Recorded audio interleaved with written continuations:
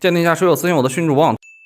每一年我都会在圣诞节前想起来是不是应该介绍一下它，至少给大伙科普一下这个屏幕上的黄色雇佣者到底是什么东西。但是每一年都有其他不可抗力因素阻碍我把它搬上节目，因为我一直在听歌，我听忘了。但是今年我终于想起来了，这个位叫花生君，他是每年刀批圣诞单曲的作者。这个系列的单曲呢，从2018年开始，每年雷打不动的在圣诞节前后发布。系列历史比绝大部分 VTuber 的活动年限都要长，并且从2021年开始，每一次都能获得数千万甚至900万的播放，已经逐渐成为微圈类似6324拜年视频一般有你才是节的典范视频。什么？你说你还没听过？那可不行，上。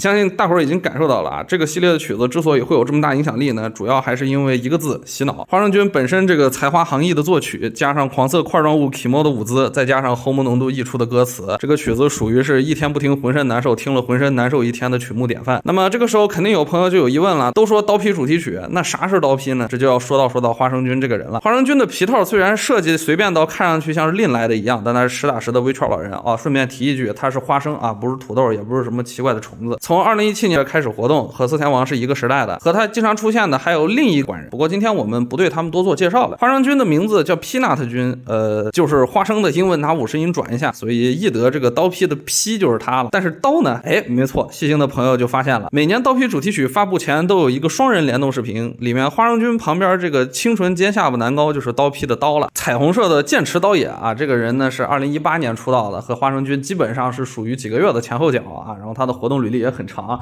本人也是个梗王，但是今天不是他的专场，所以我们就简短的介绍一下。剑士刀也是一个下巴很尖的萝莉控搞笑系男高，然后他遭遇了 Kimo 男统花生君的疯狂求爱。其实我根本就不知道刀批这对 CP 到底是什么机缘巧合产生的。2018年的时候，我其实只是在看，我压根就没有混围圈。但是我严重怀疑花生君就是破真唐突求爱，然后刀也就遭中了。这个事儿说起来也挺搞笑的，因为剑士刀也本身是一个非常极端的萝莉控，他经常对那些萝莉形象的虚拟主播做出一些非常 Kimo 的事情。遇上花生君，哎，也算是一报还一报了。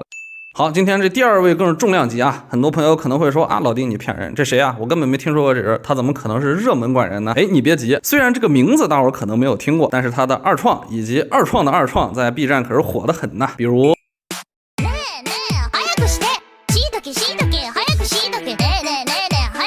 再比如，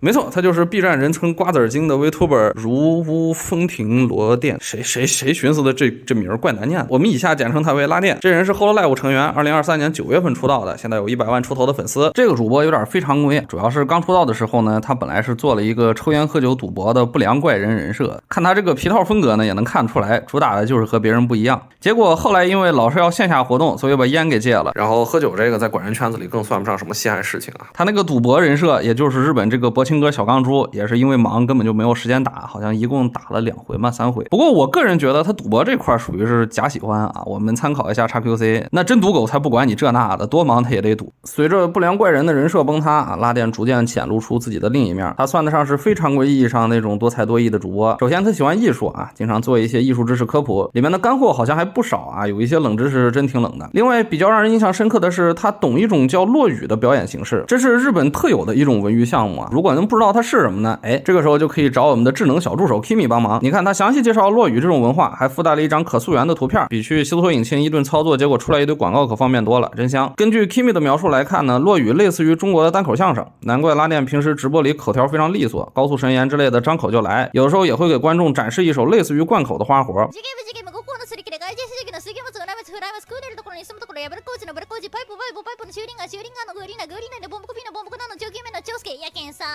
总之呢，经过1年多的直播活动，他的人设是从出道时候的怪人形象开始反向崩塌啊，变成了现在这个懂很多文艺知识的相声演员。哎，怎么感觉变成虚拟于谦了？回到我们今天的主题啊，这几个洗脑神曲都是他的个人单曲，然后手术制作是来自一个叫巴卡坤森森的画师，这人也是知名管人二创领域大神了。有很多朋友可能不太清楚拉电一共做过哪些个人单曲，这个时候呢，哎，我们又可以找 Kimi 帮忙。不愧是清华学霸研发的智能助手，他不但免费无广，而且完全不限次数提问。前2天去参加英语考试之前，我甚至可以直接让他帮我锻炼我的口语听力。Today I'd like to talk about environmental protection.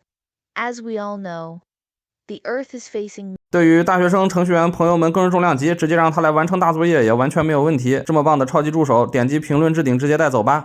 最后我们来看一个看上去像微但实际上不是的表情包，这个真是很有迷惑性。起因是我有一个朋友某天突然给我发了这么一张图，问我是谁，来考我来了。确实非常像管人啊，不但有例会，而且还有 chat 栏。但是我一想，这哥们儿平时也不看管人啊，这里头肯定有猫腻啊。可惜我的日语水平太差，图里这么多字儿，我是一个都看不懂。但是我不怕，因为我有智能助手 Kimi。我们首先把这个图塞进对话里，因为已知我这个朋友是一个 FGO 2700多天签到的月批，所以我打算先给他限定一下范围，让 Kimi 去推理这些角色。结果真的让他给猜对了啊！这是一个老角色，然后去年圣诞节新出的，这要是真让我这个没玩过 FGO 的人硬找，搞不好还真给我绕进去了，还得是 Kimi。那么我是丁小涛，今天视频就到这儿了，下次攒够一期素材，我们再接着吹牛逼。